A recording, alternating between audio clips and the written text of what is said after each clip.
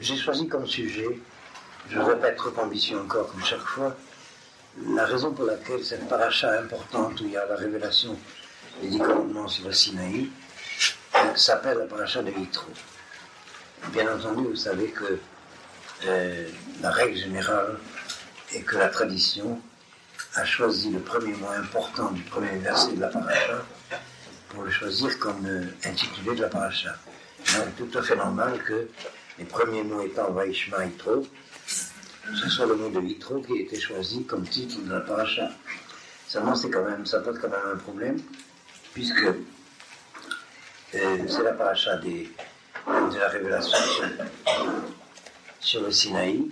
Il met en évidence l'importance d'un personnage qui est très lié à Moïse, puisque c'est son beau-père, mais qui est, jusque-là en tout cas, complètement étranger à Israël, ce qui pose aussi une question que nous allons aborder.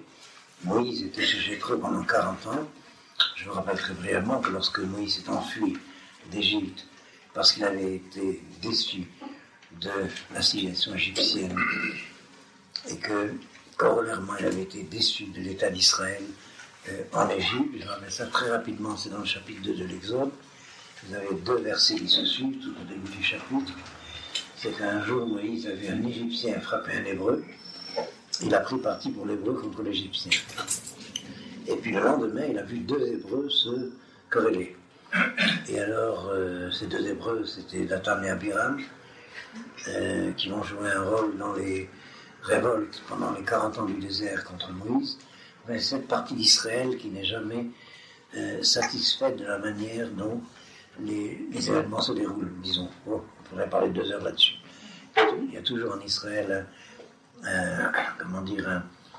une dimension d'identité qui est que jusqu'à ce que les choses soient les plus parfaites possibles, alors il y a obstacle, il y a résistance. Et très souvent, cette résistance est de mauvaise foi. Mais elle vient de cette force de résistance à l'inachevé, à l'approximatif. Et alors, il y a l'exemple fondamental, c'est Korah en français, qui se base sur l'enseignement de Moïse pour contredire Moïse. C'est, si vous voulez, dans le monde de la sagesse, le plus grand danger, Mirchol, on dit ça en français, le plus grand trébuchement, comme on dit ça, piège, oui.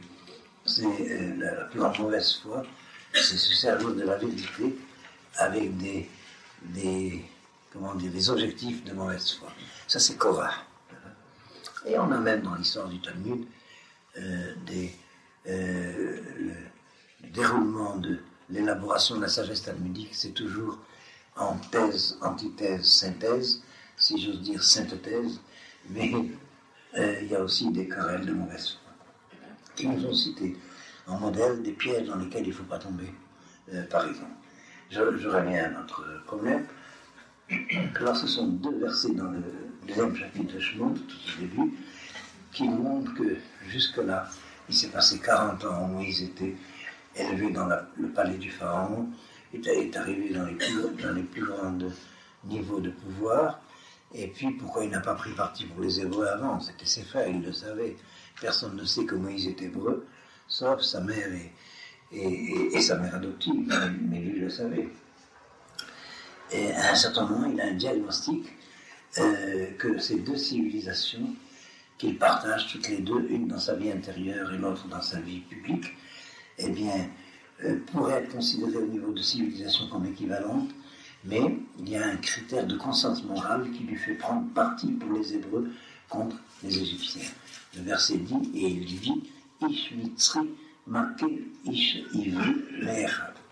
Il dit, l'homme égyptien, j'ajoute l'article, l'identité égyptienne frappant l'identité hébraïque de ses frères. On savait que c'était de ses frères, mais il a pris conscience que ses frères, c'est pas les Égyptiens, mais c'est les Hébreux, parce qu'il a vu la différence de niveau moral, si j'ose dire. Je vais ouvrir une petite parenthèse là-dessus. Simplement, je ne vais pas prendre trop de temps, mais ici, l'identité de Moïse, dans les 40 premières années de sa vie, nous apparaît comme étant vraiment, comment on dit en français, exemplaire de l'identité de diaspora. D'un côté, il est égyptien, de l'autre côté, il est hébreu. Et puis, en fin de compte, au bout de ces 40 ans, vu le sort que les Égyptiens font aux Hébreux, qu'il prend parti pour les Hébreux contre les Égyptiens. Avant d'arriver au deuxième épisode, le lendemain, il voit deux Hébreux se quereller. Et alors, lui qui va porter la Torah de tu aimeras ton prochain comme toi-même, est déçu des Hébreux. Même il s'enfuit chez Midian, où il passe chez Jéthro à Midian, où il passe 40 ans. Je vous ai beaucoup résumé, mais j'espère que c'est clair. Okay. Alors, on va dire ceci, nous avons vécu, en tout cas j'ai vécu, moi. Je pense que vous avez aussi une expérience analogue. Après la guerre, cet événement, je vais juste caractériser ce qui concerne notre sujet. Énormément de juifs assimilés ont quand même retrouvé une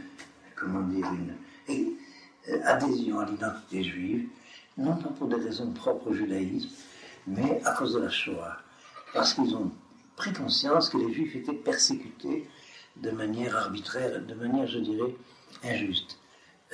Beaucoup de juifs assimilés se sont assimilés en sachant très bien que les juifs étaient persécutés, et parfois ils ont pris la religion de leurs persécuteurs. Et voilà, après la Shoah, ça a été tellement énorme qu'ils ont eu la même prise de conscience que Moïse. Ils ont préféré être du côté des persécutés que du côté des persécuteurs, sans que le judaïsme soit plutôt en question. Je ne sais pas si c'est clair ce que je dis là. Et je crois que c'est une expérience extrêmement analogue. Et alors, voilà ce qui se passe. Moïse va directement chez Jéthro, à Midian. Jéthro était le grand-père de... Qu'est-ce que j'ai dit? Le grand-père, le grand prêtre de Midian. Et puis finalement, il épouse la fille de Jéthro. Il reste 40 ans chez Jéthro. Énormément de midrashim qui restituent un peu le contenu de ces 40 ans, qui est une sorte de parenthèse de blackout dans le récit de la Torah elle-même. Mais il est bien évident, j'ai signalé cela dans la paracha de Kimetzion, mais il est bien évident qu'ils ont parlé de problèmes de sagesse et de théologie, comme nous disons, pendant ces 40 ans. Alors comment se fait-il que Jéthro, 40 ans après, au moment du récit où nous nous trouvons, revient chez Moïse, et c'est là qu'il va se convertir à Israël. Je dis bien Israël, je dis pas au judaïsme, parce que en ce temps-là, c'est le temps des Hébreux, il n'y a pas encore les Juifs, donc le mot de judaïsme n'a pas son sens au temps de Moïse. Il faudrait dire à la rigueur l'hébraïsme, enfin en tout cas à la Torah d'Israël. Et alors là, il y a un premier mystère. Pendant 40 ans, Moïse n'est pas arrivé à faire comprendre à Jéthro de quoi il s'agit lorsqu'on parle du Dieu d'Israël, d'Abraham, Isaac et de Jacob. D'autant plus d'une certaine manière, Jéthro fait partie de la tradition abrahamique, puisque d'après le Midrash, il était le grand prêtre de Midian, mais Midian est un descendant d'Abraham. Vous savez qu'à la fin de sa vie, Abraham a pris une nouvelle femme, indépendamment de Hagar et de Sarah. Une partie des Midrashim disent qu'il s'agit de Hagar elle-même, qui a fait Tchouva, mais elle est appelée à la fin de sa vie Ketura. Et de Ketura, Abraham a eu d'autres enfants, d'autres lignées abrahamiques, dont une est celle de Midian, qui jouait un très grand rôle dans l'histoire d'Israël de ce temps-là, de la sortie d'Égypte. Et le Midrash explique que Jéthro avait eu la même expérience qu'Abraham, d'avoir rejeté toutes les idolâtries qu'il avait pu connaître, dont celle de Midian. Comme Abraham avait rejeté les idolâtries de son père, il était donc disponible pour la révélation de vérité. Alors Moïse, déçu de la civilisation égyptienne, déçu de l'état de la société des Hébreux en Égypte, qui n'est pas, d'après son expérience immédiate, compatible avec la Torah de « tu aimeras ton prochain comme toi-même », se cherche un autre Israël, se cherche un ersatz d'Israël, si j'ose dire, et il va essayer de tenter de fonder un nouvel Israël avec la fille de Jéthro. Vous le verrez dans le Kimetzion, je ne vais pas prendre trop de temps, c'est une note de Rashi, parce que le verset dans Shemot dit il alla à Midian et il s'assit auprès du puits. Vous vous rappelez du verset, ceux qui l'ont en tête, mais vous vérifierez. Et Rachel explique il a fait comme son grand-père Jacob, qui a rencontré Rachel auprès d'un puits. Mais il a rencontré Rachel, il a fondé Israël dans la rencontre avec Rachel. puisque c'est pour Rachel qu'il a pris aussi les. Et donc, on voit derrière ce Rachid, en filigrane, le fait que cette rencontre n'est pas fortuite. Tout se passe comme si, à ce stade de son histoire, Moïse va tenter de fonder un Israël en remplacement de l'Israël d'Égypte. L'Israël d'Égypte aurait été disqualifié à ses yeux. Dans la Gala de Pessah, on cite ces versets qui racontent l'histoire d'Israël et d'Égypte. J'ai aussi cité un diouk. Un diouk, c'est aidez-moi à traduire diouk. Une précision de sens d'un verset. Et le verset dit Vayare'u Hamitrim Vayarnunu. Ça veut dire les Égyptiens nous ont fait du mal et nous ont opprimés. On lit dans Vayare'u, ils nous ont fait du mal, ils nous ont rendus mauvais. C'est-à-dire que Moïse n'a pas diagnostiqué ce que Dieu va lui reprocher au moment de la vision du buisson ardent, c'est que le fait d'avoir vécu cette vie de l'exil ont rendu les Hébreux, inaptes à la délivrance. Est-ce que c'est clair ce sujet? Je ne vais pas prendre trop de temps. Au fond, je veux dire, c'est un plaidoyer pour les Juifs. Je suis en général assez objectif. Ça veut dire les défauts des Juifs, ben ça vient de leur sort dans l'histoire. Le résultat du passage en exil fait que les Juifs, souvent, sont dans cette situation où Moïse a cru qu'ils étaient disqualifiés. Et alors ils se cherchent. C'est une aventure qui va se terminer lorsque Dieu lui enjoindra de rompre avec Midian. Comme si Moïse était handicapé par le lien Midian, par son aventure de recherche d'un ersatz d'Israël. Je veux dire pourquoi je parle tellement de ça. Bon, il a épousé la fille de Jéthro, donc la matrice de Midian. Parce que nous avons eu aussi, après la guerre, un peu cette expérience d'intellectuels juifs, je parle que des Français que nous connaissons, qui ont été déçus de la civilisation occidentale, en général ils étaient de gauche, et ont été déçus de l'humanisme de cette civilisation occidentale, mais ils ne sont pas rentrés dans la communauté. Et ils ont essayé d'être les Moïse de son développé spirituel à sauver. Alors vous avez, je ne vais pas les citer, en fait, toute cette comment dire en français, sans être, j'allais dire cette bande, non, c'est pas des bandits, tout ce groupe des nouveaux philosophes juifs qui se sont présentés au nom des valeurs d'Israël, de la Bible, mais en dehors de la communauté juive et d'Israël, comme les porte-paroles d'une vérité révélée pour les sous-développés spirituels. Vous avez un peu compris ça? Ils se cherchaient à Midian. Alors là, le dialogue, par exemple, que je pourrais imaginer entre Bernard-Henri Lévy et les Français, je serai ton Moïse, tu seras mon Midian. Vous voyez pas ce que je veux dire. Bon. Et on a vécu quelque chose d'analogue. Ils sont des gens de valeur, d'ailleurs, dans leurs propres critères. Ils sont suffisamment nombreux pour que cette expérience soit typique. Je crois qu'elle est exemplaire. Et ça doit exister aussi en Amérique et ailleurs. Tous ces grands intellectuels juifs qui prétendent, en général, ils ne savent pas l'hébreu d'ailleurs. Il y en a un seul qui sait l'hébreu, c'est Trigano. Bon, il est plus ou moins dans la communauté. Les autres citent la Bible à bout portant, mais on se demande quelle Bible ils citent. Je me souviens un jour, puisque j'ai cité Bernard-Henri Lévy, il y a des années, je me trouvais à Rachid, il y avait un symposium avec toute une bande d'intellectuels. Et puis c'était à côté de Bernard-Henri Lévy, et il citait Jérémie. Il disait, ce Jérémie est un peu bizarre. Alors je lui passe un petit papier, et je dis, est-ce que je pourrais avoir vos références pour les vérifier? Alors il me renvoie mon papier, mais à l'envers, et puis depuis il n'a plus cité la Bible. Mais c'était une Bible, comme dit la Bible, comme dit Jérémie. Vous savez qu'il y a beaucoup de juifs qui enseignent comme ça, comme dit la tradition. Alors je vais où c'est écrit. Parce que ça dépend comment c'est écrit. Je ne sais pas si c'est clair ce que je fais. Alors je referme la parenthèse. Mais ce qui m'a beaucoup frappé, c'est ça. Ils sont tous persuadés qu'ils sont les porteurs des vraies valeurs des prophètes, mais en dehors des Juifs et d'Israël. Et qu'ils sont un peu comme j'ai dit tout à l'heure, un Moïse en quête d'une société spirituellement sous-développée. Est-ce que c'est clair ce que je dis là? Okay. J'ai remarqué à quel point, en général, ils prennent comme Israël personnel, je ne sais pas moi, à tour de rôle.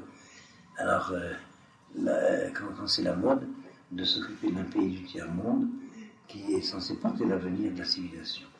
Alors, ils sont à tour de rôle maoïstes, je ne sais pas moi, Tunnel. Je me rappelle au temps de Che Guevara. Ça vous dit quelque chose?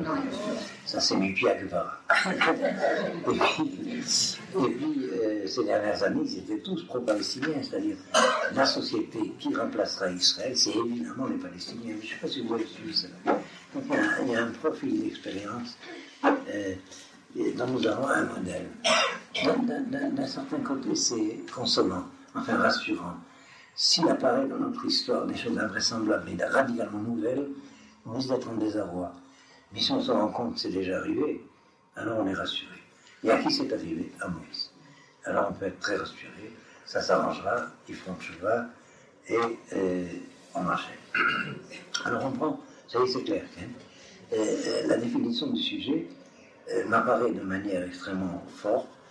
Pourquoi la tradition a donné à Jéthro cette importance. Et surtout, je crois, on va le comprendre après la réponse que donne la Torah, pourquoi pendant ces 40 ans, Moïse était chez Jéthro, et je ne veux pas dire ce que le Midrash dit de ces 40 ans. Ça nous mènerait trop loin. En Éthiopie, en Inde, dans tous ces pays de grande civilisation antique, surtout la civilisation noire et africaine. Mais je reviens au sujet.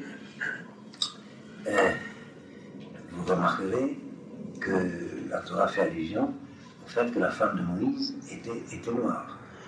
Les traducteurs qui couchitent la carte, dans les autres ils couchitent.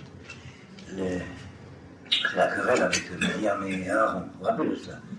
Les traducteurs, devant cette montagne, de dire que la femme de Moïse était noire, eh bien, finalement, on traduit, attendez, ça dépend des buts, on traduit qu'elle était brunette. Je vais vous montrer les livres. Alors ça veut dire que c'était une négresse, tout simplement. Bon, un jour je vous raconterai comment c'est comme ça que l'Afrique a repris les relations diplomatiques avec Israël, grâce à ce verset, quand ils ont découvert que la femme de Moïse était noire, et que c'était terrible. Bon, ceci dit, vous savez d'ailleurs que les Bibles traduisent, elle était belle, hein, couchée. Et alors, j'ai eu à persuader des gens importants d'Afrique qu'en hébreu, pour dire beau, on dit noir. Et c'est vrai, les canons de la beauté dans la tradition hébraïque sont la beauté nègre.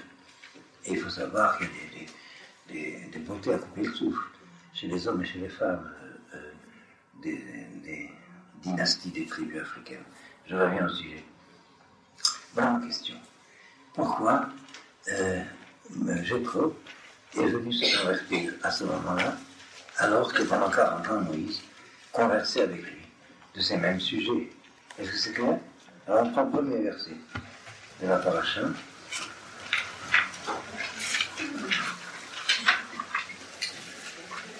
Vaishma Yitro, Korel Midian,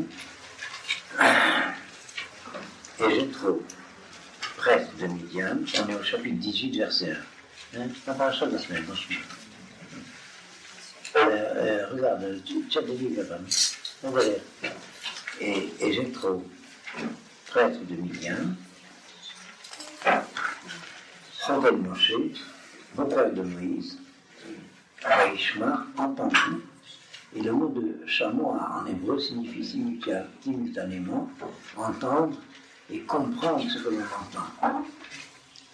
Chamois, comme par exemple dans Shema Israël, dans Naaseh Venishma. Ça veut dire entendre, mais ça veut dire comprendre ce que l'on entend et surtout en tirer les conséquences. C'est ce qui va se passer pour Jéthro. On reviendra avec Rachid. Donc, Jéthro, prêtre de Midian, beau-père de Moïse, entendit et Kol Asher Asa Elohim, tout ce que Dieu avait fait, les Moshe Israël à Moïse et Israël son peuple, qui aussi Hachem et Israël et Mitzraïm. Lorsque Hachem a fait sortir Israël d'Égypte. Voilà ce qui se passe dans ce verset. Jéthro n'entend que, ne comprend que l'intervention de Dieu, le Créateur, à travers les lois de la nature, Elohim, alors que la Torah nous dit c'est Hachem qui est intervenu. Est-ce que c'est clair? Que c'est le même Dieu, Elohim, Hachem ou Elohim. Le Créateur est intervenu comme providence dans l'histoire des hommes. C'est ça le chidouch de la foi d'Israël. Pas seulement que le monde a un Créateur, que Dieu existe, mais qu'il est providence de l'histoire des hommes. Est-ce que c'est clair, le passage de sens dans ce contexte entre Elohim et Hachem? Et que ça se produit, c'est ça le témoignage de la Bible et de la mémoire de l'humanité dans l'histoire d'Israël. C'est dans l'histoire d'Israël qu'on a la preuve que le Créateur intervient dans l'histoire des hommes. Et il ne faut pas que les Juifs oublient que, bien que l'histoire d'Israël soit exemplaire de cette connaissance, donc foi dans la providence, elle concerne l'humanité entière. Est-ce que c'est clair, hein? Et d'où d'ailleurs on va retrouver l'important des tzadikim notarolam, ou chassidim notarolam, des justes des nations, ou des sages des nations, ou des pieux des nations, en particulier, je trouve. Le fait qu'en Israël, on est plus accessible à cette foi, parce que c'est une mémoire ancestrale, que le Créateur intervient dans l'histoire, parce que c'est dans l'histoire d'Israël que c'est spectaculaire, si vous voulez, la providence concerne l'humanité entière. Et pas seulement l'humanité entière, toutes les créatures. Alors il y a des degrés, il y a une grande discussion entre théologiens, je ne vais pas entrer de façon trop pointue dans ce problème. Il y a la hashgacha klalit et la hashgacha pratit. Dans quel cas la providence concerne l'être de telle ou telle nation, de telle ou telle espèce, de tel ou tel groupe en général, et dans quel cas elle concerne l'individu en particulier. Mais la donnée générale que Dieu comme créateur et providence de l'histoire humaine concerne tous les hommes et pas seulement Israël. Le problème, c'est que c'est dévoilé en Israël et l'humanité en a un consensus à travers le temps. L'humanité reconnaît que si Dieu intervient dans l'histoire, il s'agit bien du Dieu d'Israël. C'est reconnu en Occident à travers la chrétienté, en Orient à travers l'islam. Et pas seulement ça, dans beaucoup de courants philosophiques qui admettent que non seulement Dieu est créateur du monde, mais qu'il est providence qu'il gère le monde qu'il a créé. Je referme la parenthèse. Alors voilà ce qui s'est passé.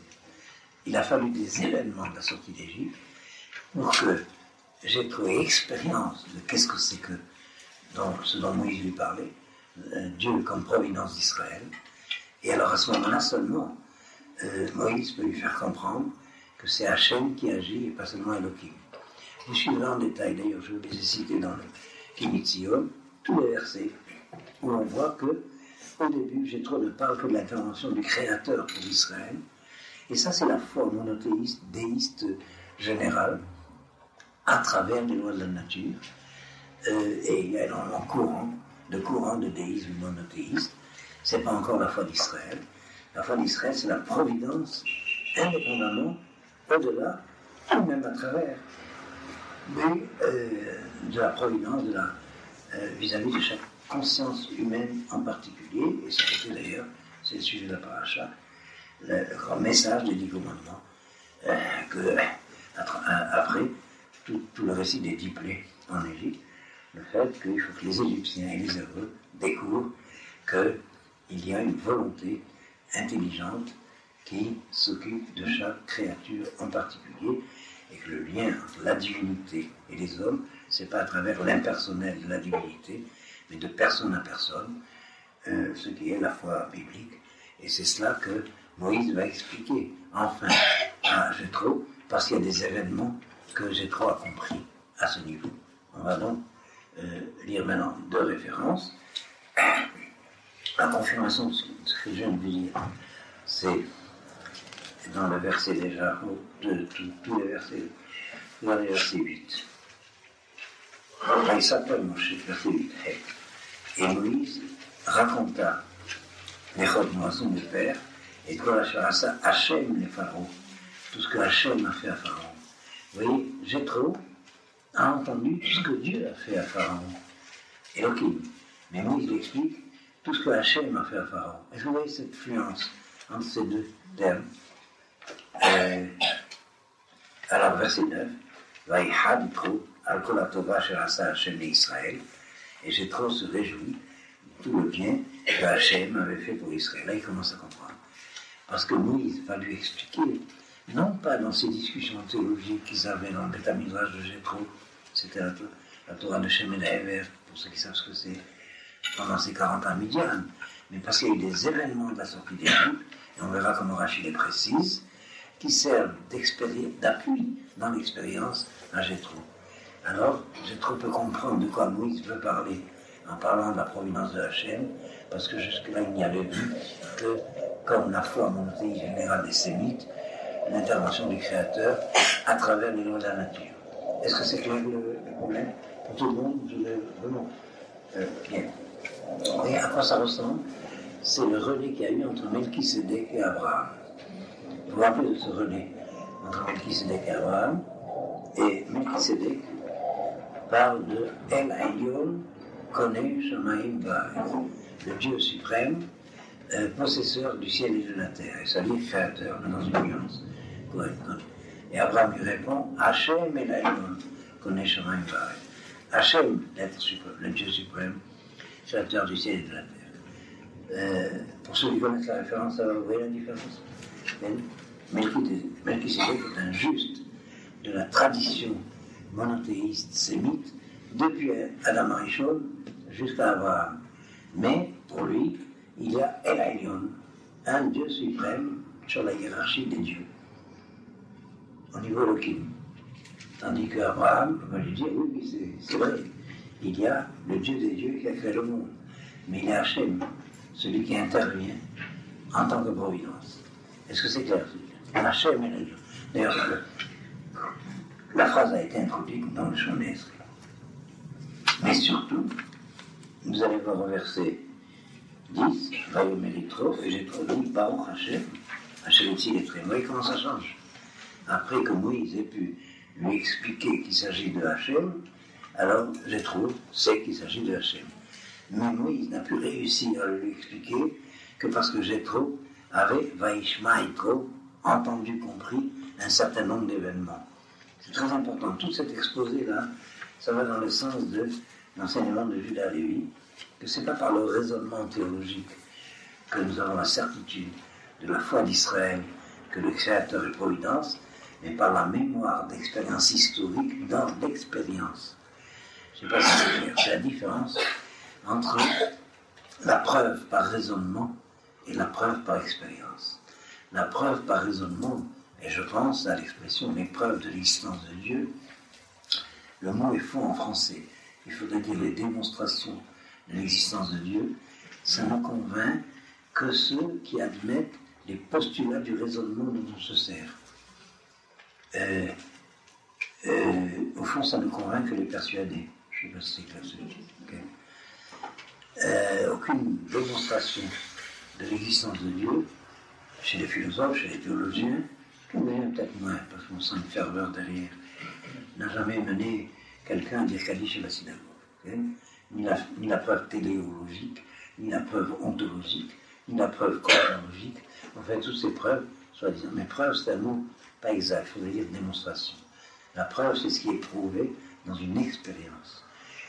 Et c'est la grande différence entre, mais je schématise beaucoup, parce qu'en fait, ça je tiens du Rav Seuda, ce qu'on a le contenu de l'enseignement de Maïmonide et celui de Judas Lévi, c'est le même, mais c'est l'exposé qui est différent.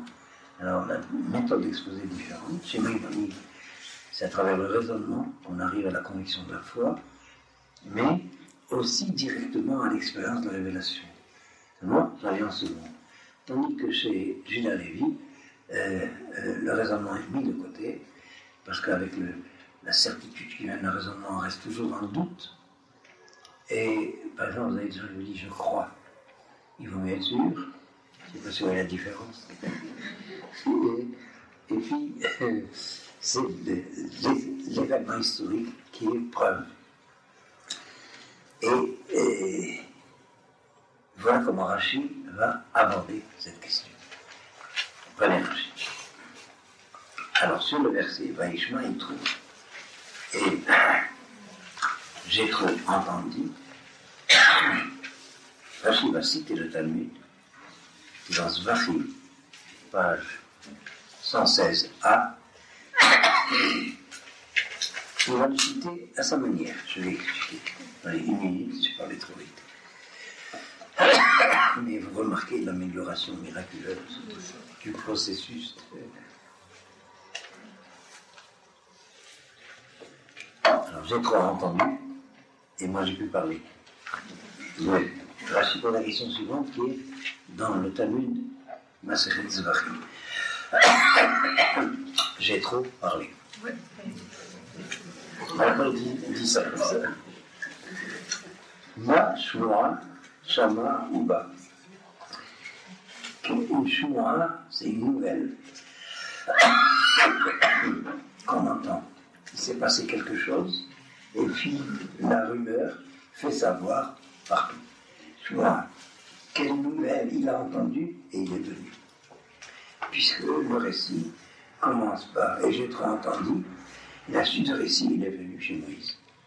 Et c'est là qu'il y a eu la conversation où Moïse lui enseigne que c'est Hachem qui est Elohim. Et c'est suffisamment clair, Moïse n'arrivait pas à le convaincre avant qu'il y ait eu des événements, ces Shemot, qui ont illustré cela à Jéthro. Et il répond le passage de la mer Rouge, où chez Maître Amalek et la guerre contre Amalek. Alors ce sont des événements que l'on pourrait bien sûr expliquer dans l'ordre de l'intervention de Elohim. Vous savez à quel point nous avons énormément d'exégètes qui ont tendance à ramener l'événement du passage de la mer Rouge à un événement exceptionnel, extraordinaire, mais pas miraculeux dans le sens classique. Moïse était un grand savant, il savait qu'il y avait une éclipse de lune ce soir-là, que d'autre part il connaissait les passages à gué sur le Nil, alors il les a amenés à un passage à gué au moment de l'éclipse de lune, et c'est comme ça que ça s'est passé. Okay? Si j'ose dire, la Géoula c'est la délivrance, ce passage à gué c'est la Géoula. Il y a cette tendance même si on y croit soi-même, et c'est peut-être le signe qu'on n'y croit pas tellement, d'en parler comme si c'était des événements naturels, extraordinaires mais naturels, c'est clair. L'intervention de Elohim, créateur à travers les lois de la neige. Mais je vous citerai un enseignement de la Gemara à propos de ce qu'on appelle, à propos du passage de la mer Rouge, à propos de ce qu'on appelle le zivou chéni. Il faut que je m'explique. Attendez, alors 1 minute, je ne sais pas pourquoi je suis essoufflé. Ouvrez quand même un peu plus.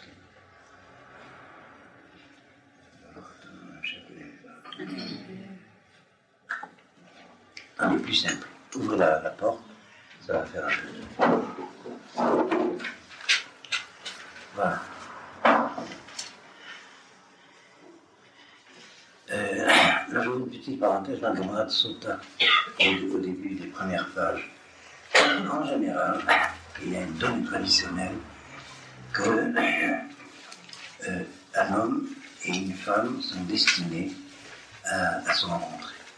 Alors c'est très compliqué, comme nous vivons dans des générations où les canaux de la providence ne sont plus aussi simples que dans les premières générations.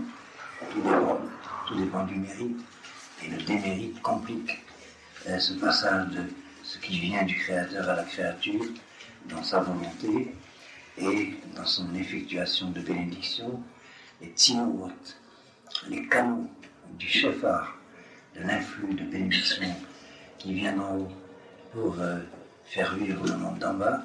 En hébreu, tzinor, un tuyau, c'est les mêmes lettres que ratzon, c'est-à-dire le ratzon, la volonté de Dieu créateur pour la destinée des hommes et des femmes. Le mariage, c'est la rencontre exceptionnelle de la destinée, passe par des tzinorot, mais les tzinorot doivent être, suivant le mérite de la génération, des koukalim, embrouillés.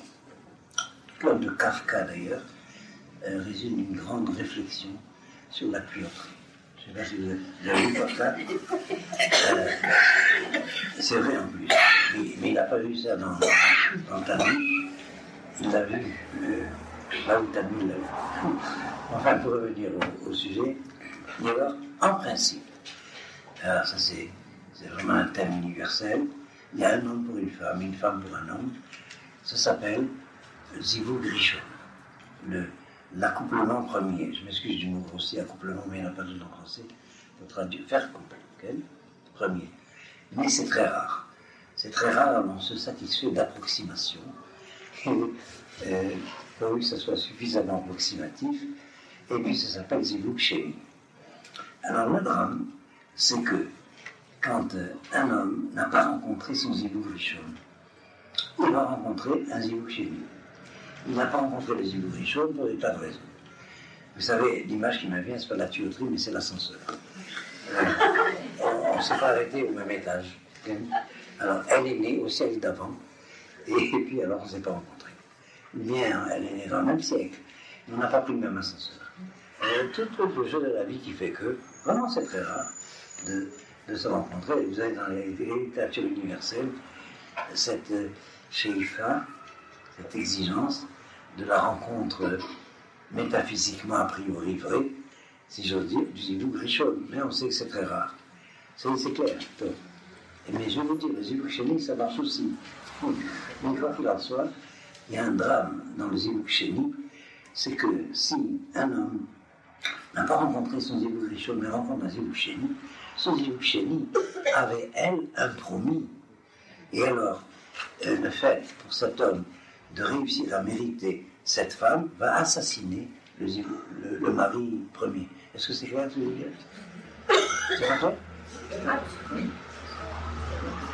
Vous avez vécu. Il est bien évident que, enfin, ceux qui ont vécu ces problèmes comprennent ça. Elle aussi garde la nostalgie de son Zivug Rishon. Est-ce que c'est clair ce que je veux dire? Bon. Et alors, le Talmud dit ceci. Caché Zivugam chez les loups qu'écriatem souf. Ce Zivug Sheni est aussi dur que la déchirure de la mer Rouge. Quel rapport de comparaison? Le Rolot Ephraim pose la question suivante. C'est un divorce. On a coupé les os en deux. Et le Zivug, c'est un mariage. Alors, le Rolot Ephraim explique, et ça résout notre problème. Qu'est-ce que j'ai trop compris dans le passage de la mer Rouge? C'est que pour sauver Israël, il fallait sacrifier l'Égypte.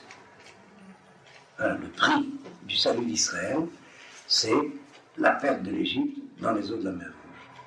Parce que jusqu'à ce moment-là, l'avenir du monde aurait pu passer, et c'est l'histoire de Moïse, soit par l'Égypte, soit par Israël. Il y a un mérite ou un démérite équivalent. Et alors, pour sauver Israël, Dieu a perdu l'Égypte. Mais à quel niveau les talmudistes prennent le problème? Ça veut dire qu'il y a un choix avec des critères de choix et que ce n'est pas seulement un événement impersonnel qui fait que, par hasard, pas par hasard, cherche un mot quand même plus neutre, par sagacité, Moïse s'est arrangé pour que Israël soit sauvé des eaux de la mer Rouge et que les Égyptiens soient repris par la marée qui est revenue les engloutir. Qu'il y a dans l'histoire tout court, une providence qui fait que c'est Israël qui a été choisi et pas l'Égypte. Et ça a sacrifié l'Égypte pour sauver Israël, comme ce problème du Zivug Sheni où le mari qui a obtenu la femme qui avait un promis, finalement ça équivaut à l'assassinat du promis. C'est-à-dire, ceux qui ont vécu cela, l'expérience de la solitude, qu'on n'arrive pas à rencontrer celle qu'on voudrait rencontrer ou l'inverse. Et qu'on n'arrive pas à rencontrer celui qu'on a voulu rencontrer, cette espèce de drame du manque absolu. Et alors on se satisfait d'une approximation parce qu'il faut bien accomplir le commandement d'avoir des enfants, ou le commandement de se marier. Non, je ne plaisante pas, hein, c'est un problème très sérieux. Je vais vous dire comment le Talmud en parle. À propos de la prière de Hannah. Hannah, c'est l'exemple type que la Gemara va prendre pour la prière. Qu'est-ce qui nous donne le droit de prier? Alors, et la Gemara cite le verset qui décrit comment Hana a prié lorsqu'elle a demandé un enfant. Hana, vous vous souvenez, c'est ce drame-là. Elle était l'épouse de Elkana, qui avait une autre femme qui, elle, avait 10 enfants. Un minyan haredi. Et puis Hana, elle, était veuve d'enfants, comme on dit en hébreu. Elle va au temple, et le verset dit Vehi marat nafesh vatit palel al Hashem. Elle était amère de sa personne, marat nefesh. Marat nafesh en hébreu, c'est très fort comme sentiment du manque, de l'absurde, vraiment un sentiment existentialiste absolu. Et la Gemara réintègre qu'est-ce qu'il y avait dans sa prière. Elle était amère et elle a prié devant Dieu. Et alors la Gemara discute en disant, c'est pas ça le sentiment de la prière, parce qu'elle était amère, pas parce qu'elle était devant Dieu, elle était amère parce qu'elle n'avait pas d'enfant. Mais alors la Gemara explique cette amertume en donnant des exemples, qu'est-ce qu'il y avait dans sa prière. Il y en a un de ces exemples extraordinaires, parce qu'il manque bien cela, l'expérience du manque absolu. Il n'y a pas de manque plus absolu que la fiancée pour le fiancé, le fiancé pour la fiancée, la bien-aimée pour le bien-aimé, et réciproquement. Mais là, l'exemple, c'est la mère sans enfant. Alors Hana dit, tout ce que tu as fait devant Dieu, tout ce que tu as fait a un sens, a une portée, a une finalité. Tu m'as donné des seins, c'est pour allaiter qui? Alors elle a été exaucée. Mais ça veut dire, si on peut exposer le manque authentique, c'est le droit à prier. Je ne sais pas si c'est suffisamment clair. La règle, c'est qu'on a le droit de demander par la prière que ce qu'on ne peut pas obtenir par le travail. Il y a Avoda et Avoda Takodesh. Quelque chose qu'on peut obtenir par le travail, c'est interdit de le prier. J'ai l'habitude de raconter un souvenir d'enfance. Chaque fois que j'allais à une composition au lycée, le matin, je demandais à ma mère, qui était très pieuse, de faire une prière pour que je réussisse la composition. Vous savez ce qu'elle faisait? Elle me donnait un sucre. Elle me dit, tiens, mange ça et fais ta composition. Après, elle m'a expliqué, on ne gagne pas une composition pour une prière. Je ne sais pas si vous ce que je veux dire. Il y a des prières interdites. Et alors, je reviens imaginez un médecin qui a ses examens grâce à une prière. Alors, voilà. Alors, en tout cas, pour dire au sujet, c'est clair que pour sauver Israël, il fallait sacrifier l'Égypte. Et l'expression qui est donnée souvent dans la Gemara, pour des problèmes analogues, quand Dieu décide de choisir cela et pas cela, c'est dramatique. Je ne veux pas dire tragique, parce qu'il y a toujours un sens. Pourquoi ça a été choisi comme ça? Mais c'est dramatique. L'expression est Halalu Maase Yadai, Ve Halalu Maase Yadai, et ceux-là sont l'œuvre de mes mains, ceux-là sont l'œuvre de mes mains, comment je vais prendre cela contre cela? Vous voyez l'angoisse du texte. Et alors c'est pourquoi j'ai dit à Moïse qu'il faut qu'Israël acquiert un mérite supplémentaire pour traverser la mer Rouge. C'est pas tant de la prière, la balance des mérites est telle qu'il faut qu'Israël ait un mérite supplémentaire pour être sauvé.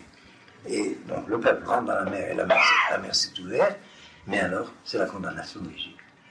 Alors, ce que je vais mettre en évidence dans cette explication, je vous dis qui a expliqué ça, c'est l'Orlot Ephraïm. Eh bien, c'est un grand chacham des Ashkenazim qui s'appelait Lippmann, de son nom de famille. Pourquoi? Avant, des milliers d'années après, on reprend. Mais les contemporains ne comprennent pas. Pourquoi celui-là plutôt que celui-là? C'est plus tard que ça se dévoile. Si on partait un jugement sur ce qui se passe au Moyen-Orient aujourd'hui, mais imaginez un observateur de la planète Sirius qui se mettrait à juger, et je lis ça dans tous les éditoriaux qui parlent de la politique au Moyen-Orient, que ce soit Express, le Nouvel Observateur, l'Ancien Observateur, tout ce que vous voulez. Est-ce qu'il y a une différence entre le falafel israélien et le falafel jordanien? Est-ce qu'il y a une différence entre le barbu iranien et le barbu, je n'ai pas dit quoi? Est-ce qu'il y a une différence entre... vous avez compris ce que je veux dire? Si on ne sait pas quels sont les critères, il n'y a pas de différence. Alors on juge Israël à la manière dont on jugerait le Liban, ou on juge l'Égypte à la manière dont on jugerait je ne sais pas quoi, l'Arabie Saoudite. Alors ça n'a rien à voir. Il y a quelque part une connaissance des critères de différence au niveau du sens de l'histoire. Alors si ça passe par Israël et pas par l'Égypte à ce moment-là, Dieu le sait. Est-ce que c'est clair ce que je dis? Alors je vous ai cité, et j'ai bien perçu cette Gemara du Zivuk Sheni, du Yuz Rishon, j'ai bien perçu que ça vous a interloqué. Enfin, certains d'entre vous, je pense que c'est peut-être parce qu'effectivement vous avez vécu le problème. Je reviens au sujet. Hein? Qu'est-ce que j'ai dit? Bathsheba et David, c'était Zivuk le premier? Non, c'est Zivuk le premier, pas David, mais Uri l'avait prise. Alors il était condamné à mort. Mais c'est très bien comme question. C'est Zivuk premier, le verset c'est Ani Nachon Atzela. Atzela, Ani Nachon. dit David. Alors, elle a été créée pour David. Et Uri l'a prise. Ah, Uri l'a prise. Oui, c'est vrai. Bon, c'est ça, elle a été créée. C'est des champs, alors. Posez-moi toujours les questions de foi. Une pour l'oreille droite, une pour l'oreille. Alors, il apparaît là, donc, que j'ai trop, et non, c'est mes oreilles à moi. Il apparaît là que j'ai trop, est un personnage très important, de l'exemple, du goy le plus proche d'Israël, le beau-père de Moïse, mais qui ne peut effectuer ce passage de la religion d'Elohim à la religion oh, j'ai pas fini avec Rachid, à la religion de Hachem, que si Moïse peut lui illustrer par des exemples. Or, ce n'est que parce que dans l'histoire d'Israël, il y a ces exemples, que le monde entier a été empoigné par la Bible. Et moi, j'ai jamais compris, au fond, pourquoi ces millions, ces centaines de milliards pendant 2000 ans de goïms ont lu la Bible et ont découvert que l'histoire d'Israël était providentielle. J'ai jamais compris comment eux le comprennent, parce que moi j'ai l'expérience des Juifs, et les Juifs n'arrivent pas à comprendre, alors que les goïms le comprennent. Je ne sais pas si c'est clair ce que je dis. Je crois qu'il y a dans une espèce de réaction de protection, ça donne le vertige de savoir que c'est notre histoire. Alors on préfère fermer les oreilles, fermer les yeux, parce que ça donne le vertige. Ceux qui se laissent prendre au piège se prennent pour Dieu. Il y a beaucoup de Juifs qui se prennent pour Dieu. Vous savez, j'ai dans mon expérience, dans mon bureau, des tas de gens qui viennent m'avouer ça. Donne-moi une capara à faire. Hier, j'ai rêvé que c'était moi. Et ne croyez pas que c'est seulement le Messie, le monde lui-même. Okay? Ça, c'est la maladie juive. Pourquoi? Parce qu'ils découvrent que l'histoire juive est providentielle. Alors, il vaut mieux qu'on s'en aperçoive pas. Je suis en train de vous expliquer pourquoi les Juifs sont incroyants. C'est une action de défense. Ils se protègent. Parce qu'ils étaient croyants, ils finiraient par croire qu'ils sont vendus lui-même. Vous avez compris ce que je veux dire? J'espère que c'est clair. Hein? C'est pas une calomnie, c'est un compliment. Alors, on reprend la fin de Rachid. Même si on n'apprend que ce Rachid, c'est pas mal. Ça nous a pas mal. Alors, vous êtes donc au premier verset du chapitre 19.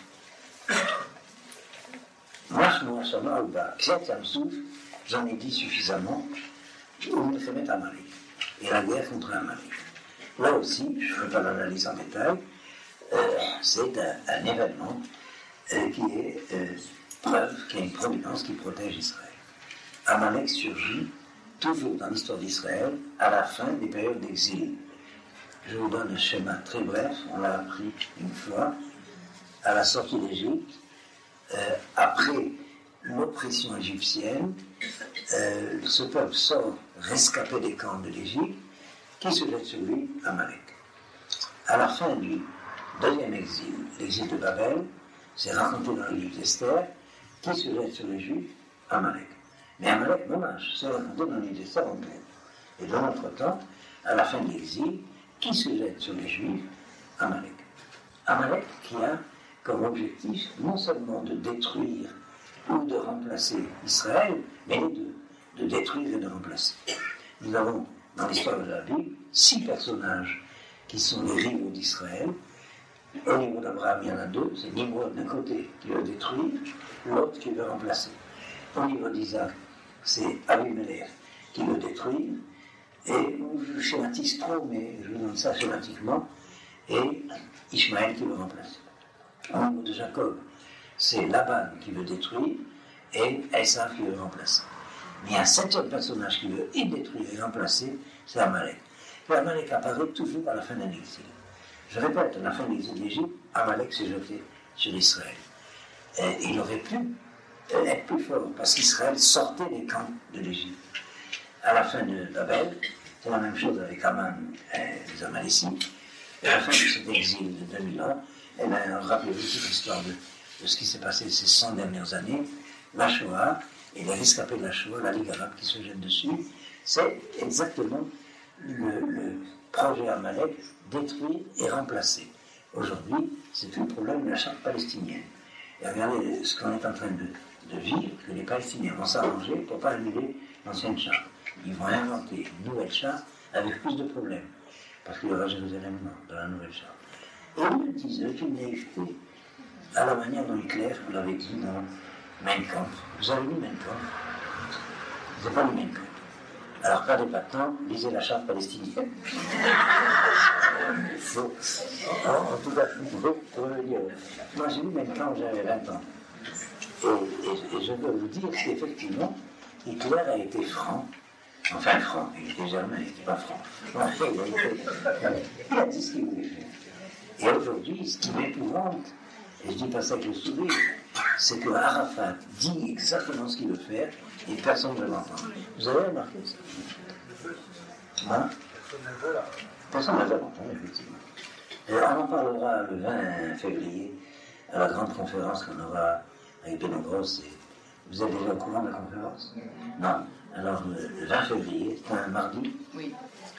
On aura le thème 8000 ans, on fait les conférences grandes, les grandes conférences. Une conférence, Benogros et moi-même, où on va parler de, je ne sais pas comment dire, le sujet c'est le messianisme juif et l'actualité politique en Israël. Pour essayer d'éclaircir un peu tous ces désarrois. Il y a énormément de gens qui nous ont demandé de parler, alors c'est peut-être pas encore le temps, parce que tout est en plein désarroi et en plein. Vous remarquez d'ailleurs le langage extrémiste qu'il y a dans tous les coins, et chacun a son vocabulaire, le vocabulaire est piégé. Enfin, quoi qu'il en soit, et il ne s'agira pas du tout de vous dire comment doit voter le peuple élu, mais d'essayer d'éclaircir ce problème. Je reviens maintenant. Or, tant dans le passage de la mer Rouge, dans la guerre contre Amalek, c'est ça que j'ai trouvé, a eu comme expérience. Ceci dit, la somme du Talmud que cite Rachid, il y a une troisième réponse. Il y a Matan Torah, qu'il a entendu la révélation de la Torah.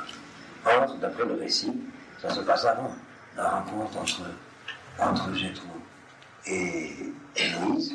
C'est pour ça que Rachid ne cite pas la troisième réponse de la Gemara, Matan Torah. C'est clair? Mais la question est sur la Gemara. Pourquoi le Rav qui parle de la Gemara, je vais vous dire qui c'est Rabbi Eliezer. Pourquoi Rabbi Eliezer dit Matan Torah? Il sait très bien que ça se passe après. Donc là, je vous dis une parenthèse. C'est quelque chose que je vous ai déjà enseigné, mais que je voudrais reprendre. Vous me direz si c'est suffisamment clair. Il y a le principe En Mukdam ou Mouchar la Torah. Il n'y a pas de chronologie dans la Torah. C'est bien connu. Hein? Si on a une objection sur l'ordre du récit, mais pourtant, ça s'est passé avant, ça s'est passé après, dans la chronologie historique, alors l'objection ne tient pas à un grand principe, En Mukdam ou Mouchar la Torah. Mukdam, ce qui est avant, Mouchar, ce qui est après. Donc l'idée, il n'y a pas de chronologie. Comme il n'y a pas de chronologie, le récit a son ordre. En conséquence, c'est pas simple, c'est difficile. Alors, je veux dire quelle est la réponse. Elle est inspirée par un enseignement du Gaon de Vilna. Ce que je vous cite là maintenant n'est pas du Gaon de Vilna, mais je me sers d'un enseignement sur d'autres sujets du Gaon de Vilna. Je ne vais pas prendre trop de temps. Il y a écrit dans cette formule de la Gemara, En Mukdam ou Mouchar ba Torah. Mais dans le Sefer Torah, il y a Mukdam ou Mouchar. C'est bien clair. La Torah, c'est le contenu de sagesse du livre de la Torah. Et dans la sagesse, il n'y a pas avant et après. Elle est éternellement, comment on dit, tout ensemble, vraie. Le contenu de la vérité mathématique, il n'y a pas cette vérité en cet ordre. C'est l'exposé pédagogique, mathématique. Dans le livre de mathématiques, il y a premièrement ce théorème, deuxièmement celui-là. Mais la vérité mathématique, elle est d'emblée, tout à la fois, même non, comme on dit en italien, je ne sais pas comment on dit en français, je ne connais pas l'italien. vrai, El Mufta Moucha, Batora, Aval Sefer Torah, Yesh Mufta Moucha. Est-ce que c'est clair? Vous avez compris? L'enseignement du Vendée portait sur Akol Taoui Bamazal, Afilou Sefer Torah chez l'Aïchal. C'est une phrase du Zohar que je me traduis. Tout dépend du déterminisme, tout est soumis au déterminisme, même le Sefer Torah que dans le Echal. Et la Vendée a expliqué ça évidemment. Il dit Sefer, le livre de la Torah vieillit, il est soumis aux lois du vieillissement, pas la Torah. Vous avez vu la différence, c'est vrai. Hein? Bon, alors pour Rabbi Eliezer, et bien dans la Torah, il n'y a pas avant et après. Pour Rashi, dans le Sefer Torah, il y a avant et après. Pourquoi ici pas dans le Torah ne peut pas compliquer l'étude des étudiants. Bon, ça y est, c'est clair? Alors ceci dit, je vais voir combien de temps qu'on étudie un certain nombre de sources dans la Gemara. Concernant précisément la relation entre Jéthro et Moïse. La première phrase, vous allez la voir. Vous êtes dans un texte? Sinon, suivez un sur deux. Ah, il y en a encore, très bien, c'est dit. C'est comme ça qu'il est écrit, aidez-vous les uns les autres. Alors, vous avez, dans une page qui se trouve dans Bava Batra, à la page 14b, non, c'est ça, 14b. Dans Bava Batra, vous avez ce que j'ai souligné dans cette citation, et ça porte sur le problème du canon biblique. C'est-à-dire, quels sont les livres qui sont considérés comme étant cultivés à Kodesh, comme étant véritablement révélés. C'est le problème du canon biblique, je ne vais pas en parler de façon générale. La Gemara dit, qui a mis par écrit tel ou tel livre de la Bible? C'est la question qui s'est posée. Suivez avec moi. On lit Ktavan, qui les a mis par écrit? Moshe, Katav Sifro, Moïse a mis par écrit son livre, ou Parashat Bilam, la Parashat de Bilam, Veillou, et le livre de Job. Alors, très rapidement, je n'en ai pas plus que 5 minutes pour cette référence, c'est très difficile, comme formule, très lapidaire. Moïse a mis par écrit son livre. S'il s'agit du livre de la Torah, la Parashat de Bilam est dedans. Alors que ça veut dire que la Parashat de Bilam. Et que ça veut dire son livre, la Parashat de Bilam, et le livre de Job. Alors, je vais commencer, avant d'expliquer son livre, quel est ce livre, je vais commencer par la Parashat de Bilam. On apprend que Bilam est un personnage extrêmement important du récit biblique. C'est le prophète des nations, dont finalement la Gemara dit qu'il ne s'est pas levé de prophète aussi grand que Moïse en Israël, mais chez les nations, oui, et c'est Bilam. Alors, le sens, je veux dire, je dois la signification de ce que j'essaie d'expliquer à un très grand rave d'Israël, le Rishon LeZion du temps du Rav Kook, qui s'appelle Rav Uziel. Il y a 40 ans au moins, je donnais une conférence à Orsay, à Paris, et puis il se trouvait à cette conférence, et je parlais de ces sujets, et il y avait un grand Kenes, le nom des Kenes. Hein?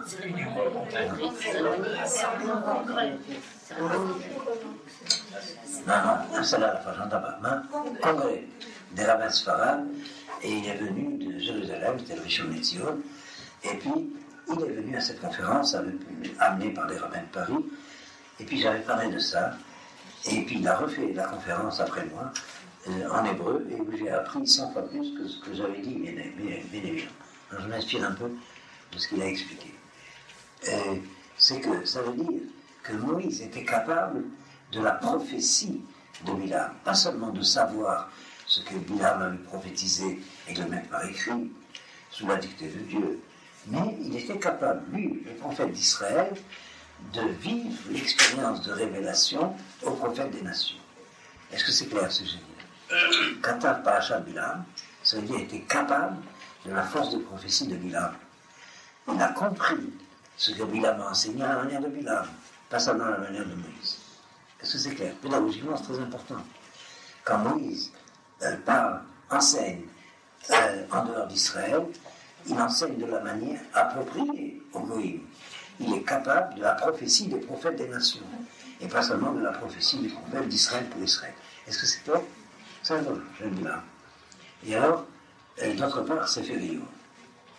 Et après, je reviendrai à Sifo chez le Moshe. C'est Fério, un livre extrêmement important dans la Bible. C'est les questions de la sagesse avant que la révélation n'ait eu lieu. Il y a 2 livres qui sont dans ce cas. Un, avant que la révélation ait eu lieu, sur la destinée humaine, le problème de Job, c'est la souffrance du juste, l'incompréhension totale de l'homme de foi. Est-ce qu'il y a, là où il y aurait doute, c'est est-ce qu'il y a une cohérence entre le sort dans les événements naturels et le mérite spirituel et moral. Un juste qui souffre, c'est le scandale absolu. Est-ce qu'il y a Hatama, correspondance que Dieu est un, celui qui gère les événements naturels et celui qui évalue le mérite moral? Or, tout ça s'est bloqué parce qu'on voit le juste qui souffre. D'où d'ailleurs, dans le livre de Job, tous ces amis théologiens qui discutent jusqu'au bout, est-ce que tu es vraiment juste, pour enlever le scandale?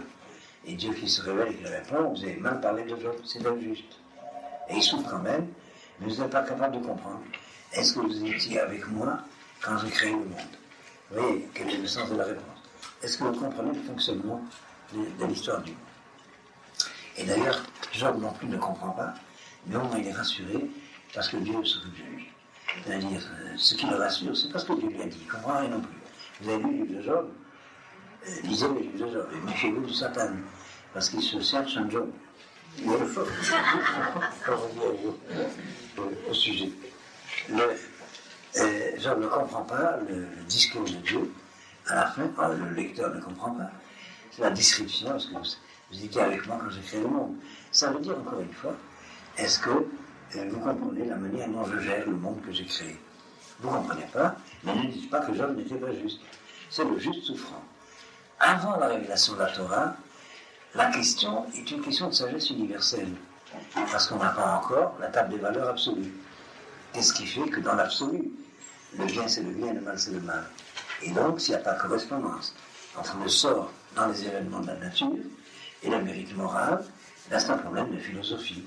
C'est qu'il y a quelque chose qu'on ne comprend pas dans cette non-correspondance. Les tuiles tombent des toits et ça tombe sur la tête d'un juste. Bon, est-ce qu'il est vraiment juste? Ça c'est la thèse des théologiens. Mais une fois la révélation de la Torah, le problème devient tragique. Alors, il est tragique, le problème devient scandale. Et alors, qui est capable de poser ce problème? Moïse. Qui est capable de donner la Torah? Là, seul Moïse est capable de la sagesse de Job par rapport à la Torah. Et c'est ce que le Gemara dit dans Maseret Brachot, qu'avant de recevoir la Torah, Moïse avait 3 questions à poser à Dieu. Une d'entre elles, c'était pourquoi y a-t-il des justes qui ont du bien et des justes qui ont du mal, et pourquoi y a-t-il des méchants qui ont du mal et des méchants qui ont du bien? Ça veut dire, c'est la question avant d'accepter la Torah. Jusque-là, on comprend qu'il peut peut-être y avoir des raisons pour lesquelles un juste souffre et un méchant est heureux, mais maintenant que la Torah est révélée, je veux que des justes heureux et que des méchants malheureux. Vous avez compris le problème? Donc, la question du livre de Job, eh bien, fait partie de la sagesse de Moïse. C'est parce que Moïse est capable de comprendre la question de Job qu'il peut recevoir la Torah. Ça va jusque-là? Ça veut dire que Moïse est capable de la sagesse de Job. Donc on va avoir à caractériser déjà qu'est-ce que c'est la sagesse de Bilam dont Moïse est capable, qu'est-ce que c'est la sagesse de Job dont Moïse est capable. Eh bien, il nous reste le livre de Moïse. S'il faut nous laisser les 2 autres en suspens, et comme on a compris qu'est-ce que veut dire la Gemara en disant le livre de Moïse, on va reprendre le sujet. Alors là, c'est la 2e citation. Il y a un enseignement dans la Gemara, et vous l'avez, prenez l'objet souligné, dans le deuxième ensemble, le premier colloque de la Kodesh. L'objet souligné à partir de la 2e ligne. Sefer Torah, un livre de la Torah, Shem Bol et Laket. où on ne peut pas glaner Shmonim Bechamesh Otiot, 85 lettres, Tirou, Parashat Vaïe Bin Zohar, comme par exemple cette paracha dont je vous parlerai tout à l'heure, et lorsque Moïse accompagne dans les pérégrinations dans le désert les différentes étapes de l'arche qui avancent pour montrer le chemin et qui s'arrêtent pour montrer les haltes. C'est les versets qu'on dit au moment de la sortie de la Torah, Vaïe Bin Zohar Aaron, Vaïe Omer Moshe, Unocha Yomar, Shuvah Hashem. Je reviens dans l'île de Vilbar. Je vous donnerai la référence chapitre 10. Est-ce que je vous ai donné la référence pour les préparer? Non, j'ai oublié. Alors, tout à l'heure, pas maintenant, ne perdez pas le temps. Alors, cette paracha de Vaïe Bin Zohar a 85 lettres. Il rendrait dans le Talmud un Sefer Torah qui a vieilli, qui s'est flétri. Les lettres se sont effacées. S'il reste encore 85 lettres dans le Sefer Torah, on lui doit l'honneur d'un Sefer Torah entier. Et on apprend de ce qu'il y a 85 lettres dans cette paracha de la liturgie de Moïse au moment des étapes de l'arche dans le désert. Et on apprend par là que la Gemara considère que cette paracha de Vaïe Bin Zohar c'est un Sefer Torah tout entier. C'est clair? On va voir la référence. Prenez à partir de là. Ici. Sefer Torah chez Bala, un Sefer Torah qui s'est flétri, si on peut y glaner 85 lettres, comme parachat de Vaïe Bin Zohar, comme par exemple la parachat de Vaïe Bin Zohar, à Aaron, Matsini, on le sauve, s'il y a un incendie de Shabbat, s'il y a 85 lettres, c'est un Sefer Torah entier, il faut violer le Shabbat pour le sauver. S'il n'y a pas 85 lettres, c'est un livre qui a été une fois un Sefer Torah, qui n'est plus un Sefer Torah, et on laisse mourir, on n'a pas le droit de sortir de Reshut HaYachid, de Reshut HaRabim. Ve'imlav et Matzili. Alors, on met la suite. Vaïe, Tanu Rabanan, on enseigne, la ligne d'après. Vaïe, Bin Zohar, Aaron, Yomer, Moshe, Paracha Zou, Asala, Kadosh Baruch Hu, Simaniot. Cette paracha, Dieu lui a fait des signes. Et effectivement, on va voir tout de suite dans Sefer Torah, il y a un nom à l'envers avant, il y a un nom à l'envers après. C'est pour montrer, d'après un premier enseignement, que son véritable endroit était 50 parachutes avant. Non, c'est 50. Ça veut dire qu'il faut la comprendre d'après le contexte qu'il y a 50 parachutes avant. Simaniot Milemar Al-Mata Lomar, prenez en bas, Shein Zemekoma, que c'est pas son endroit. Rabbi Yomer, l'homme inachérazé, c'est pas cette raison-là, mais Ella Mipene. Chez Sefer Chashuvou Bishneratsu. C'est un livre important en lui-même. Keman, selon l'enseignement de qui? Keman Asla, on suit quel enseignement? D'Amar Rabbi Shmuel ben Nachmani, Amar Rabbi Yonatan. Un enseignement qui vient de Rabbi Yonatan, sur le verset dans les Proverbes, Hatseva Amudea Shiva. On parle de la sagesse, elle a 7 piliers. Donc, ça veut dire, Elou, Shiva, Sifre Torah. Qu'en réalité, pour cette opinion, il y a 7 livres. Et je vous les explique. Prenez le livre de Bamidbar, chapitre 10, si je me souviens bien. Oui, au chapitre 10, à partir du verset 35. Stéphane. 34, 35. Bien. Alors vous avez les 7 livres de la Torah dans cette opinion, c'est Bereshit, Shemot, Vaïkra, le début de Bamidbar jusque-là, Vaïe Bin Zohar, 85 lettres, ça fait 5, la fin de Bamidbar, ça fait 6, et Dvarim, ça fait 7.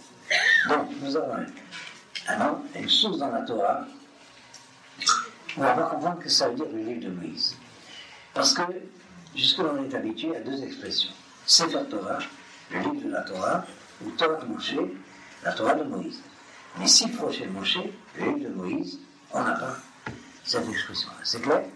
Or, on apprend qu'il y a 2 versets qui ensemble forment 85 lettres, et que Moïse a dit de sa propre initiative, pas sur l'ordre de Dieu, pour remplacer Jétro. Qu'est-ce qui se passe? Regardez le contexte qu'il y a avant.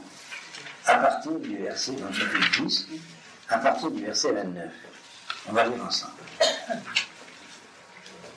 Alors, le chapitre 10 dans le Midbar, Yud, Pasuk Kaftet. Vayomer Moshe, et Moïse dit, les Chova ben Reuel à Midiani. Achova, fils de Reuel le Midiani, et il s'agit de Jéthro, Chotel Moshe, le père de Moïse, Nosrim Anachon et Lamakom, nous allons aller vers l'endroit, Asher Amar Hashem, que Dieu a dit, Oto eten lachem, je vous donnerai, c'est le pays Canaan, Lecha etanu, viens avec nous, Vetanu lach, et on te fera du bien, qui Hashem libertor à Israël, car Dieu a parlé du bien qu'il ferait à Israël. C'est-à-dire, viens avec nous, et on partagera le bien que Dieu donnera à Israël avec toi, Jéthro. Continuez. Je continue, et c'est bien après que Jéthro, on est dans le 4e livre de la Torah, devient le beau-père de Moïse, mais surtout le disciple de Moïse, et qui s'est converti à Torah Hashem. Vayomer là, mais Jéthro lui dit à Moïse, Loélef, je n'irai pas, qui me l'arti et mon arti élire. Mais j'irai à mon pays et à ma patrie. Et Rachid expliquera, le commentaire explique, je veux m'occuper de mon peuple. Et effectivement, Jéthro a quitté Israël pour aller s'occuper de son peuple. Nous avons une tradition que c'est la religion des Druzes qui reconnaît Jéthro comme prophète. Et vraiment, les Druzes ont une place assez spéciale dans les relations avec Israël, dans le monde musulman. Enfin, je reviens d'abord au récit. Et donc, ici, il y a à caractériser qui est Jéthro dans sa relation à Moïse. Vous voyez dans le contexte, surtout verset 31. Vayomer, Moïse dit à Jéthro, Alma ta'azor otanu, ne nous abandonne pas, car tu sais nous guider dans le désert. Veïta lanu enaim, tu seras comme les yeux des éclaireurs. Ça veut dire que Jéthro, c'est une sagesse dont Israël a besoin, savoir comment traverser le désert. Et alors, voilà, Jéthro s'en va, et Moïse prend l'initiative de remplacer Jéthro comme guide, et on lit à partir du verset 34, Vaïli binso à Aaron, et il arriva lorsque l'arche se déplaçait, Vayomer Moshe, Moïse disait, Kuma Hashem, lève-toi à Dieu, Viafouso Ivecha, tes ennemis, que tes ennemis se dispersent, Vianouson Mesanecha Mipanecha, et que tes haïsseurs, on dit tes ennemis, s'enfuient de devant toi. Verset 36, Umochoyomar, lorsque l'arche se reposait, il disait, Shuba Hashem, reviens Hashem, Réveille Israël, sur les myriades des milliers d'Israël. Ça veut dire que Moïse a une force, à lui Moïse, capable de remplacer Jéthro dans la marche au désert. Alors on a 3 personnages. Jéthro, et ça c'est le livre de Moïse, Job et Bilam. Alors très rapidement, parce qu'il ne reste pas beaucoup de temps, mais vous me direz si c'est pas clair, il y a 3 personnages dans le monde extérieur à Israël qui sont capables de sagesse. La sagesse de Jéthro, c'est d'être le guide d'Israël dans la marche au désert. Or, vous verrez dans notre paracha, qu'est-ce que Jéthro, ça vous l'avez dans Kémitzion, qu'est-ce que Jéthro ajoute à la Torah? L'organisation sociale. C'est clair, hein? La hiérarchie qu'il faut installer pour qu'Israël soit une société qui puisse fonctionner normalement. Et l'étonnement, c'est pourquoi Moïse a besoin de l'aide d'un socialiste qui expliquerait comment la société doit fonctionner. Mais le profil de cette sagesse de Jéthro, c'est la sagesse du problème social. Le tzaddik qu'il y a derrière, ce serait le socialiste s'il était tzaddik.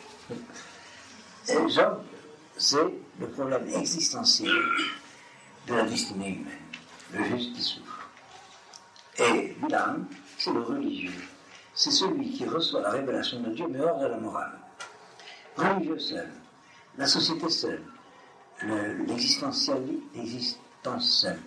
Vous voyez les formes de sagesse qu'il y a. Si vous voulez, je les situe au niveau de la sagesse grecque.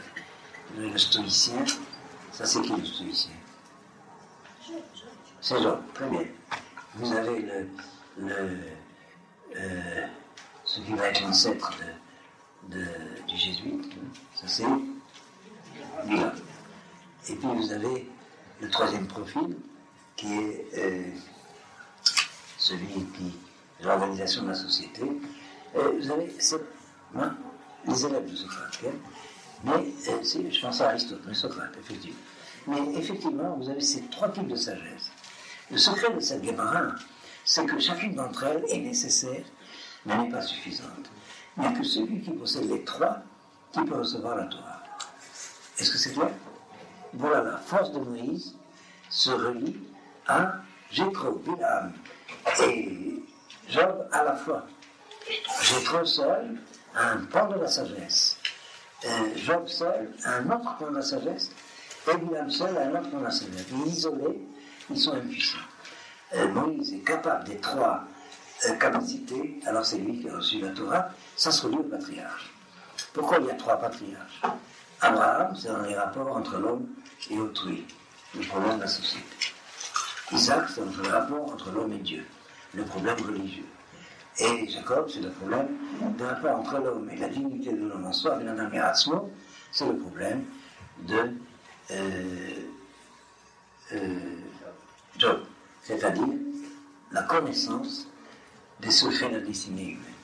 Bon, j'ai parlé trop rapidement, j'en ai bien conscience, parce que c'était un sujet important, mais j'espère que ça a été suffisamment clair. Ce que je voulais ajouter, c'est la manière dont le Rav Uziel parlait de ça, et au niveau du Drash, c'est que Moshe Tatav Sifro, c'est qu'il a été capable de raconter sa propre histoire. Sifro chez Moshe, c'est la Torah, le livre de la Torah, donc c'est l'histoire de Moïse. Et il est capable de l'histoire, de vivre l'histoire de Job, et il est capable de vivre l'histoire de Bilam. Et vous voyez comment on pourrait refaire tout l'exposé à ce deuxième niveau. Il a suffi de vous citer comment le Rav avait formulé cela. Bien, voilà, je crois qu'on est arrivé au bout. Il nous reste une demi-minute. Si vous avez une demi-question. Okay. Il y a après la Vodat d'Israël, il y a le serment de Dieu à Abraham, bénit sa postérité, sa descendance. C'est ça? Alors. Attendez. Précis. Voilà la question, elle va venir tout de suite. Non, parce que. Si Dieu avait le choix entre Israël ou l'Égypte, est-ce que les Égyptiens sont considérés comme des descendants d'Abraham? Alors, écoutez, non, il y a un problème a priori à postérieur. L'Égypte, c'est la civilisation universelle. Et à chaque étape de l'histoire de l'humanité, il y a une civilisation dominante. Et si Israël échoue, c'est la civilisation dominante par qui ça passe. Ça veut dire que, a priori, on ne sait pas si la descendance d'Abraham va réussir. Vous savez, il faut étudier tous ces versets-là. Par exemple, pourquoi cette descendance serait condamnée à l'exil a priori de son histoire? Est-ce qu'il y aurait une fatalité de cet exil? En réalité, il faut étudier, on va poser la question une autre fois qu'on aura plus de temps. Bon, j'en parle un peu maintenant, si vous avez 2 minutes. C'est surtout dans le Maharal qu'on a la réponse. Ça veut dire que, à partir du moment où Abraham est ce qu'il est, si sa descendance démérite, alors elle sera exilée. Mais ce n'est pas forcé qu'elle démérite. Et ce n'est pas forcé qu'il y ait une fatalité de l'exil. Je vais dire comment le Maharal l'explique.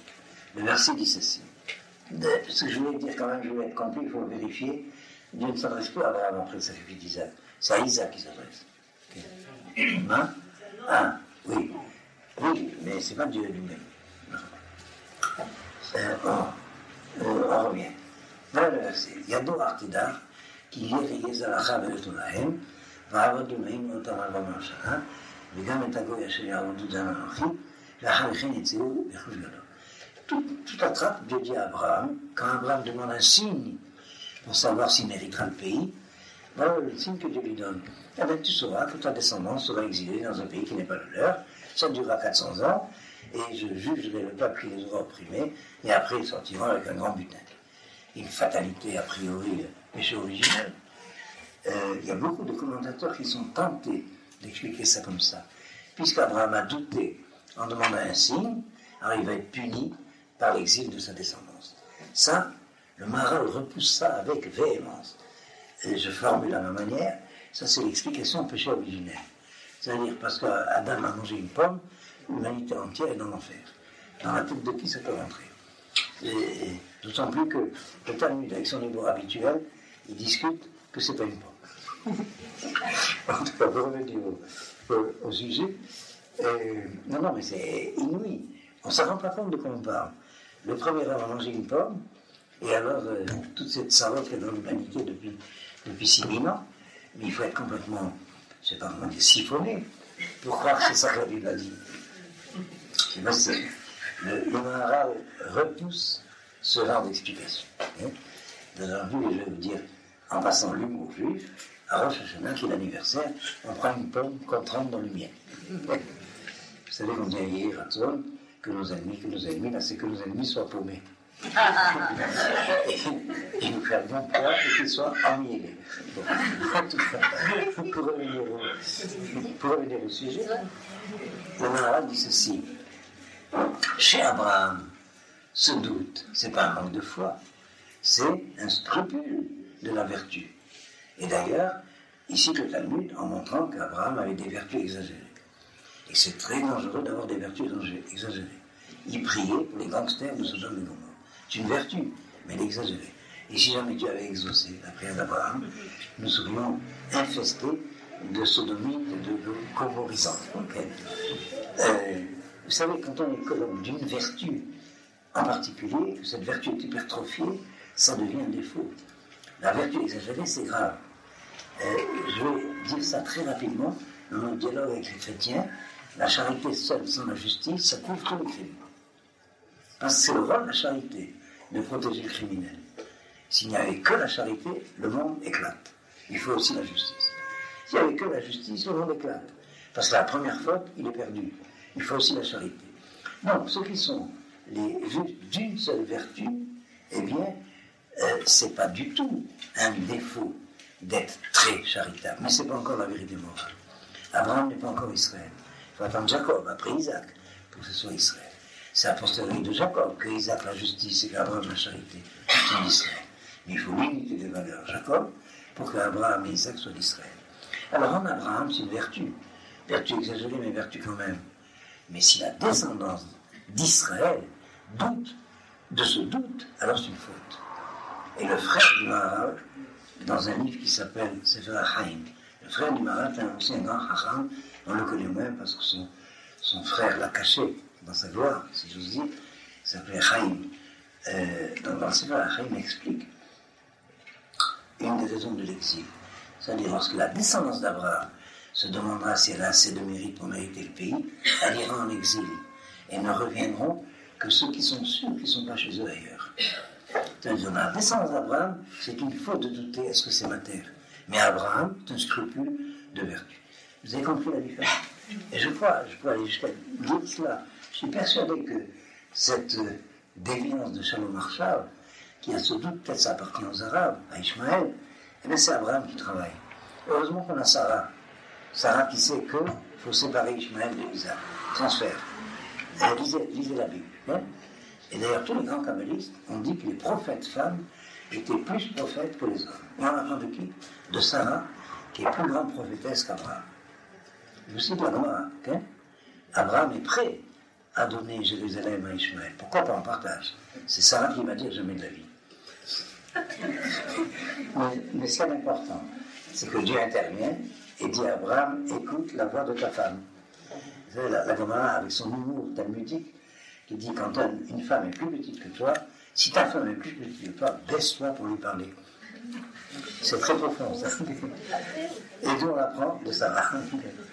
Smart de Cola. Bien, alors, donc voilà, je crois que c'est suffisamment clair.